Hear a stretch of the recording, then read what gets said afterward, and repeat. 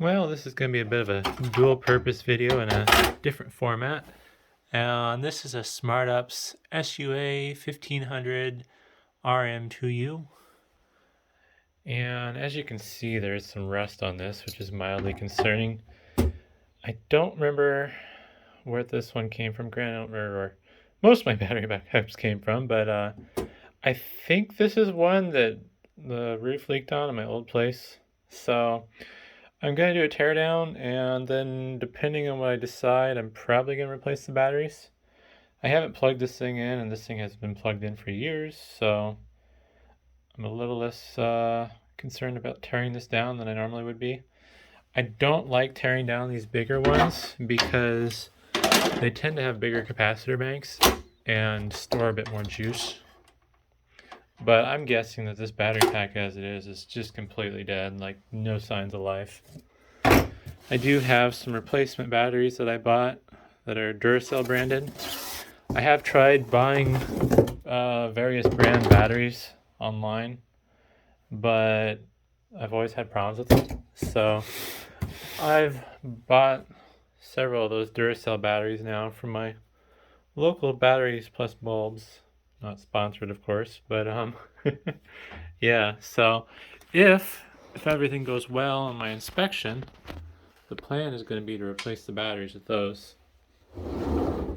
Now, with these bigger battery backups, there is an inherent safety risk because of the amount of power that they can store. So I don't really recommend tearing them apart unless you're comfortable with the risks that you're going to be taking. For the fun of it, I'm going to check the voltage of the pack. Oh, wow.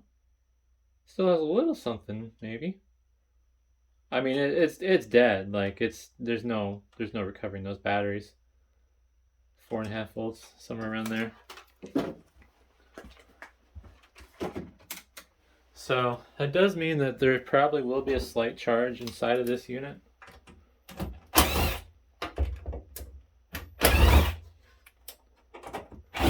I'm curious to see what the batteries in the battery tray are going to look like.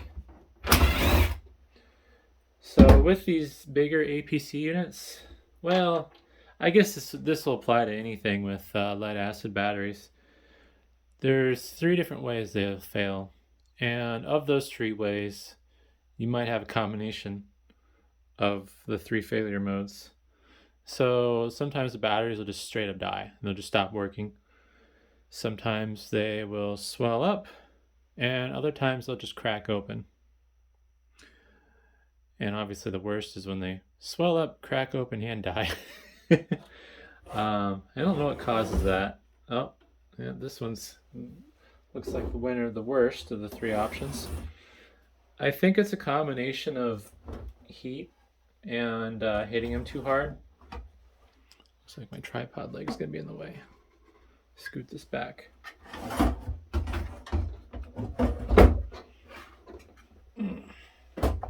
Ouch. So, let's see here. I'll zoom in a bit. As you can see, that white crusty stuff, that's the inside of the sealed lead acid battery leaking out. Looks like these batteries aren't even the original batteries because that one's still stuck down. Okay, this one is just loose, so I thought maybe the batteries had been replaced previously.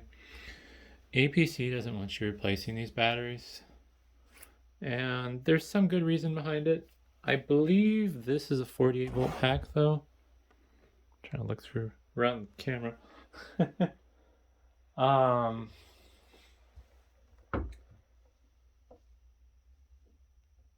think, without taking the batteries out, I believe this is a 48 volt pack. So they are all in series. With the bigger ones, that use 8 individual batteries, those are also 48 volt packs, and I think they're in series parallel. And those are a little bit scarier to rewire because you really have to pay attention to what you're doing because the wires aren't color coded like these are. Only reason I know that is I found out the hard way when I was working on a 3000 VA backup that I was replacing the batteries in, and I accidentally shorted the batteries out, which made a fantastic spark, scared the crap out of me, And luckily I didn't push the contact down far enough to lock it into place. After that, the batteries were making gurgling sounds, which was terrifying considering these are sealed. But it didn't outright kill the batteries, so I kind of got lucky there, I guess. Although I'm sure it was pretty harmful to them, so yeah. So, if you're not comfortable with what you're doing, or you're not careful like I am, I would recommend just buying these packs pre-assembled. It'll be safer in the long run, although it will cost you a small fortune. I believe the 4 batteries that I'm going to be replacing cost me around $80 after tax, versus probably like $200-300 for a new pack. Like, I don't really get why these battery backup companies are so expensive. They're just too proud of their stuff, in my opinion. Yeah, I don't know. So I'm going to open up the top, do a visual inspection. If I find any rust inside of the unit, this video will go from being a teardown / repair to just being a teardown. Because I do not want a battery backup that is rusty internally.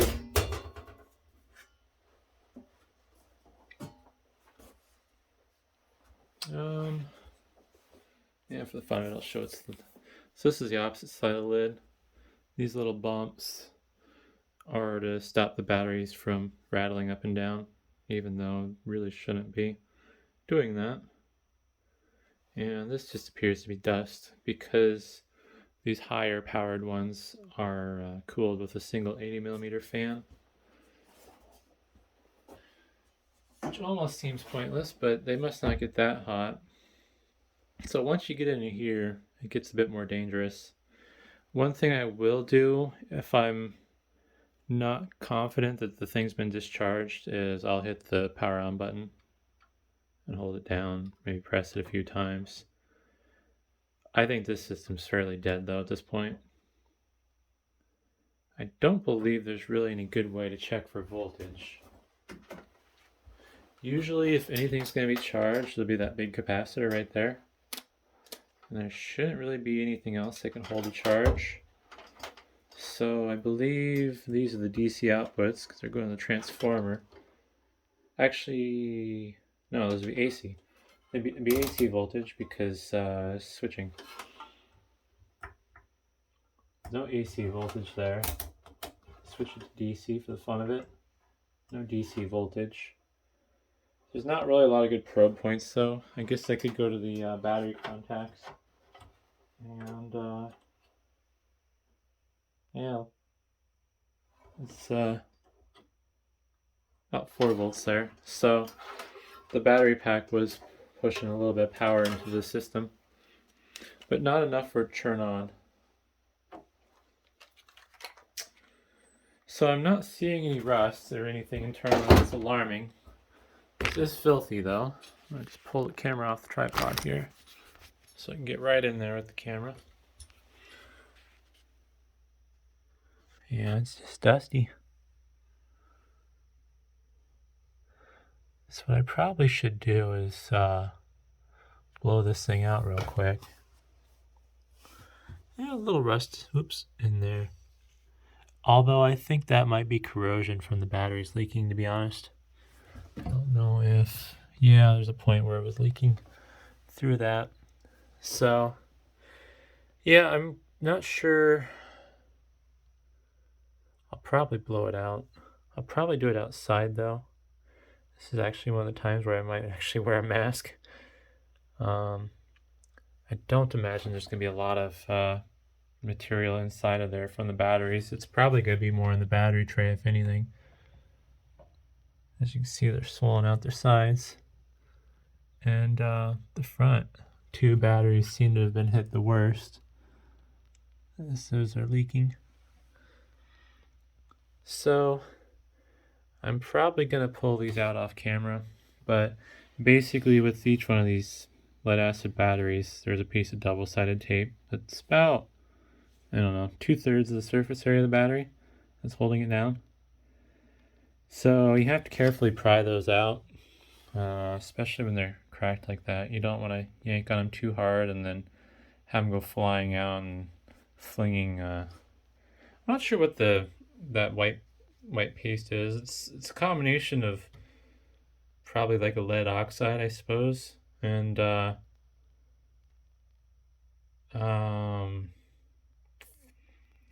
guess it'd be sulfuric acid. I mean, that's what car batteries use, but it's not a liquid like a car battery. It doesn't have aluminum plates. So at least that's my understanding with these sealed lead acid batteries. I may be wrong, so don't quote me on that. But I think, yeah, I'm going to work on taking those out and blowing this out, and I'll be back. Alrighty, well, it's cleaner on the inside now, which is nice. And it's time to put the top back on. Unfortunately, that rust will just be a permanent thing because I don't feel like treating it or cleaning it up.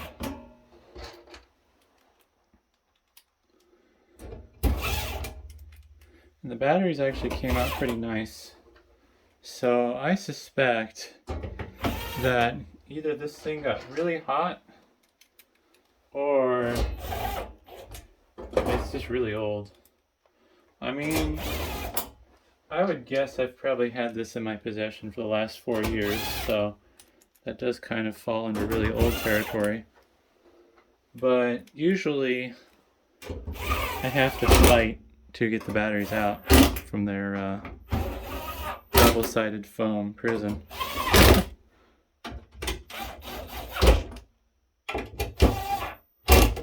Alrighty. Did I tighten this one? Yep. Alright. So yeah, as you can see, the foam on this is really yellowed and brittle from age. And let's see here. Oh, I was wrong. I guess the double fuses would have made that obvious too, but this is actually a 24 volt pack, it looks like, because you got the two negative wires, one going to one side, one going the other, and then you got two positive wires also split up. The nice thing about these when you're replacing the batteries is usually the wires will kind of stay in their spot, and at least in this pack they're actually color coded. The bigger one that I did for the 3000 VA battery pack, they weren't color coded. They were all yellow if I remember right. So I had to pay attention to what I was doing and think about the routing. Alright. So these batteries have been sitting around for a while, but they seem to have an okay charge. Oh. Hopefully that's not leakage. Nope, just a piece of paper or something. I don't know. Cosmetically they look okay still. No weird bulges or anything like that. So these will all be going in.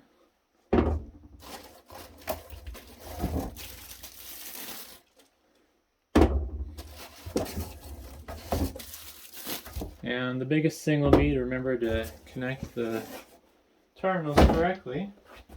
I'll be wearing safety glasses for this, just in case, and I do have a fire extinguisher off frame.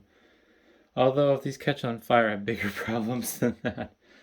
Not as scary as lithium ion though, so I guess but yeah, so I think about which way I want to put them in. I guess it doesn't really make much of a difference, does it? As long as the polarity's correct. This one's a little bit harder to screw up than the other ones will be. And these terminals are shielded so you can't short them out to the frame. I should get some more double-sided foam tape to hold these down, but the reality of the thing is this thing's not going to be getting flipped around and stuff, so it's nice but not necessary, basically. Alrighty. Just gotta make sure black to black, red to red.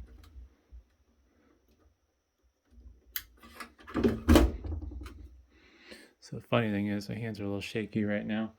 That arcs and sparks give me a little bit of anxiety. I guess I wasn't an electrician long enough to get used to arcs and sparks. But these were color coded, plus the orientation and everything. So really, there's no reasonable way that anything should go wrong. All right, last one. Here goes nothing. It's just not plugging it in correctly, and there's nothing to be afraid of. There we go. So the pack has been rebuilt, and now comes the part I really don't like. So the part I don't like about battery backups is it doesn't matter how nice of a battery backup it is, it always arcs and sparks when you plug the pack in.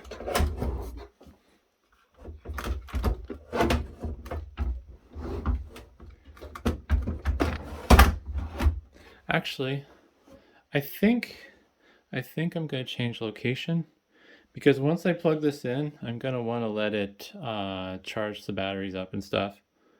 And I don't want it on my table that I use for taking photos and stuff. So I think I'm going to move this real quick, because I don't want to have to carry it with the batteries in it. It's just so heavy. So I'm going to change location real quick. All right, well, we're in the warehouse now. Mostly because this battery backup's eventually going in that rack. And depending on when this video comes out, it may not be in order. So it might be done at the rack by the time this video comes out. Oh, so this is the part I hate about battery backups. I gotta plug this in. And the reason I don't like it is it always arcs and sparks a little. So you kind of just have to jam it in the hole really fast. And I'm going to try not to scream. I don't usually scream, but yeah, I don't enjoy doing this. This part freaks me out every time. Especially since I'm going to try to do it around a tripod. Do I have this the right way? Yeah, it's the right way. This does have a nice little pull string on it still, so if something goes wrong, I can just yank it out really quick.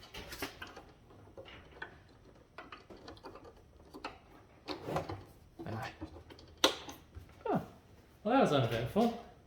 Usually they spark a little bit because of inrush current from the battery backup powering stuff on. I need a power cord. I don't have my fire extinguisher over here, so hopefully I don't need it. So, magic moment. Whoop. Yeah, these things make me jumpy. They're not so bad once they're, working. So, yeah, that's a good start. Shows that the battery's at 4 out of 5 lights. I did check in. Oh God. That sounds horrible. Oh, that's the fan. Yeah, so the fan has failed in this. I'm probably gonna have to take it apart and replace that, which is unfortunate because now this is powered. Fan just stopped. Not sure what's going on. Hopefully, reclaim my camera here. Hopefully it's charging. I hear a little bit of humming of the transformer. But yeah. So hopefully that should be the end of that. I'll let it charge. I don't know what the fate of this battery backup is, though. I'm kind of not liking it, in all honesty. I think that I don't know. Maybe if I replace the fan, everything will be okay, and that'll be the end of it. I guess the one test I could do, it's not going to be under any meaningful load, but I'm going to plug it and see what happens. Gosh, that wind. Oh, that fan. Yeah, so it seems to work. I'm just gonna turn it off before I plug it back in. Ugh. Noisy. But yeah, so that'll be going in the rolling rack. I will screw the battery tray in. Yeah, that fan. That fan does not sound good. But yeah, so that's that. This video took way longer than it probably should have, but hopefully it's interesting, and thanks for watching.